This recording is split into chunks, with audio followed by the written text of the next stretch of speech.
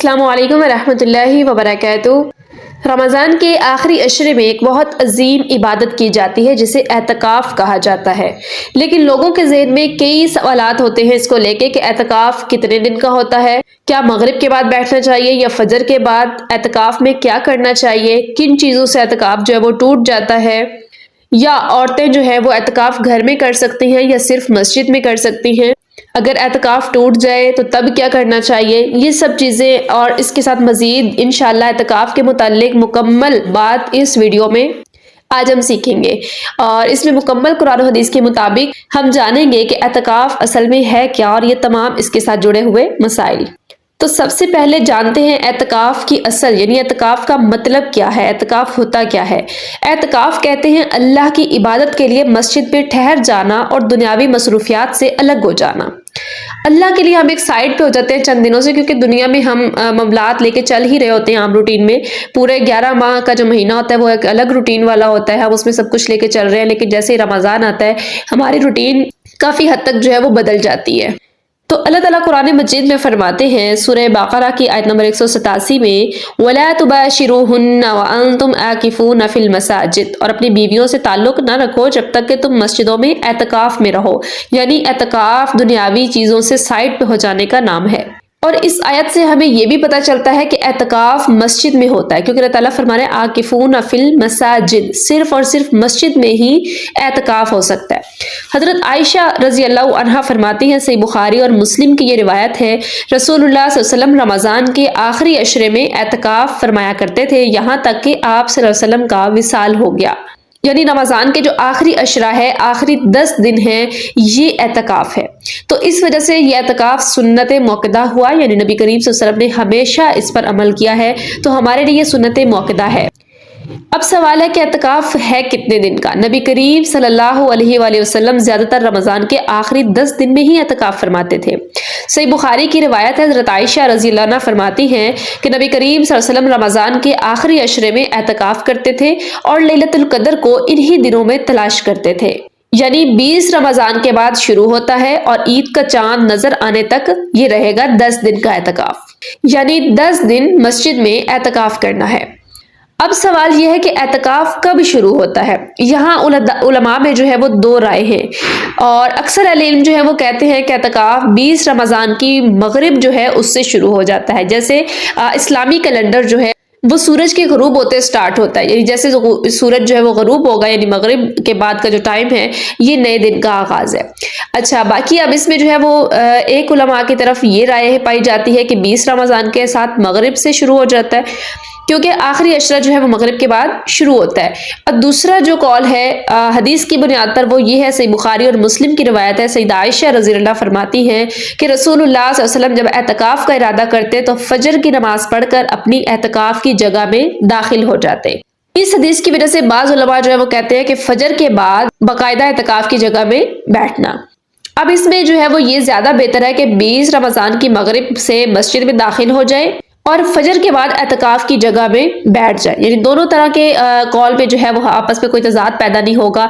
यही होगा कि वो वाला भी चीज़ यानी कॉल जो उलमा की राय है वो भी बेहतर है और ये भी बेहतर है, दोनों पर अमल हो जाएगा कि 20 रमज़ान को जो है वो आखिरी मगरिब के टाइम में आप मस्जिद में दाखिल हो जाएं, घर वापस ना आए और उसके बाद बाकी मस्जिद में रहें, इबादत वगैरह करें। और एतकाफ का जो आपने अपनी चादर लगाई है, खैमा जो भी, जैसे आप सल्लम के ज़माना में खैमा हुआ करता था अलग से, आजकल भी ऐसा ही होता है, अलग से जो है वो चादर वगैरह से ढक ली जाती है जगह, ताकि तन्हाई में जो है वो अच्छे से इबादत हो सके। तो अपनी उस जगह जो एतकाफ के लिए आपने मखसूस किया उसमें आप फजर के बाद दाखिल हो जाए, इस तरह उस हदीस पे भी अमल हो जाएगा। अब सवाल यह है कि औरतों का एतकाफ, यानी औरतों का एतकाफ भी होता है या सिर्फ मर्दों के लिए है। सही बुखारी और मुस्लिम की रिवायत है कि सईदा आयशा रज़ी अल्लाह अन्हा फरमाती हैं कि नबी करीम सल्लल्लाहु अलैहि वसल्लम के बाद आपकी अज़वाजे मुतहरात ने भी एतकाफ किया। यानी नबी करीम सल्लल्लाहु अलैहि वसल्लम की जो अज़वाजे मुतहरात यानी बीवियां थी उन्होंने भी एतकाफ किया। तो इससे मालूम होता है कि औरत का एतकाफ भी होता है और वो भी मस्जिद में, यानी घर में नहीं हो सकता। जो औरतें घर में एतकाफ करती हैं उनके लिए कोई दलील मौजूद नहीं, किसी हदीस में जो है वो कोई जिक्र नहीं मिलता कि औरतें एतकाफ घर में करें।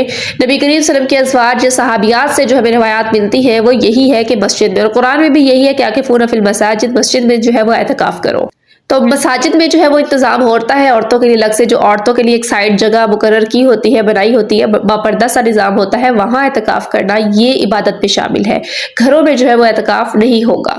اب اس کی بات ہے کہ اعتکاف میں کیا کرنا چاہیے ہمیں، اعتکاف کا مقصد کیا ہے؟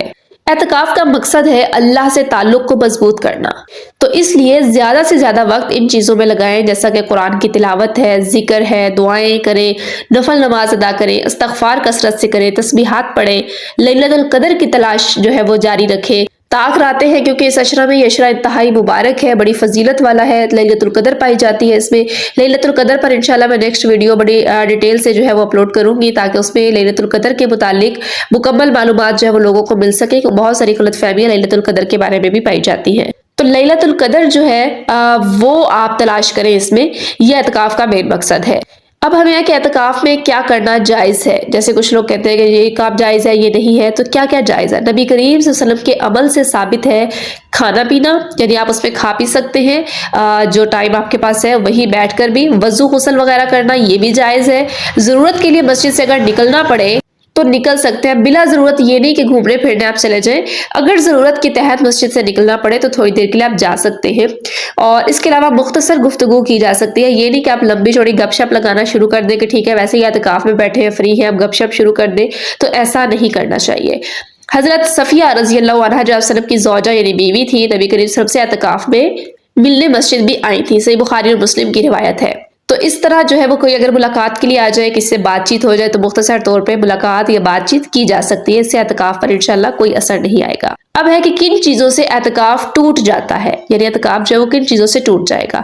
اگر بغیر ضرورت کے مسجد سے نکل جائے تب بھی اعتکاف ٹوٹ جائے گا، بیوی سے اگر کوئی تعلق قائم کرتا ہے تب بھی جو ہے وہ اعتکاف ٹوٹ جائے گا، جو کہ سورہ بقرہ 187 آیت میں اب شروع میں پڑھ چکی ہیں۔ اس کے بعد عورتوں کے لیے اعتکاف میں جو ہے اگر عورت کو حیض آ جاتا ہے، یعنی اس کو مینسز پیریڈز ہو جاتے ہیں، تب بھی اس کا جو ہے وہ اعتکاف اسی وقت ٹوٹ جائے گا۔ اور اس کے بعد جنابت کی حالت میں اگر کوئی رہتا ہے، یعنی غسل واجب ہو، اگر وہ جلدی غسل نہیں کیا، زیادہ ٹائم جنابت کی حالت میں رہیں گے، تب بھی اعتکاف ٹوٹ جائے گا۔ اب یہ سوال ہے کہ کن چیزوں سے بچنا چاہیے اعتکاف کے دوران؟ وہ تو تھا کہ کیا جائز ہے اور کیا کس سے ٹوٹ جائے گا، اب ہے کہ کن چیزوں سے بچنا چاہیے۔ تو اعتکاف کے دوران فضول باتیں نہیں کرنی، موبائل اور دنیاوی مشغولیات جو ہے ان کو چھوڑ دینا ہے۔ موبائل جو ہے یہ تو آپ کی عبادت کا دشمن ہے۔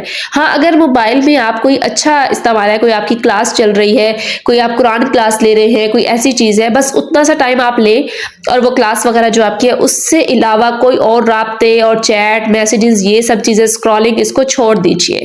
اس کے علاوہ گپ شپ جو ہے یہ بھی نہیں کرنی، تجارت یا کاروبار کی جو باتیں اور تجارت کرنا، کاروبار کرنا، بھئی 10 دن ہی آپ کے، اگر آپ 10 دن کاروبار کی باتیں گپ شپ نہیں ہوگی یا لین دین کے معاملات نہیں ہوں گے تو کوئی زیادہ نقصان نہیں ہو جائے گا۔ دوسروں کے ذمہ لگا کر آئیں، جب اعتکاف میں ہے دوسروں کی ذمہ داریاں دے کر آئیں جو آپ کی خاص ذمہ داریاں ہیں، تو اس میں اپنی ذمہ داریوں پہ تجارت، کاروبار، یہ وہ لین دین اس کو چھوڑ دیجیے، کیونکہ اعتکاف کا مقصد اللہ کی طرف ہی متوجہ ہو جانا ہے۔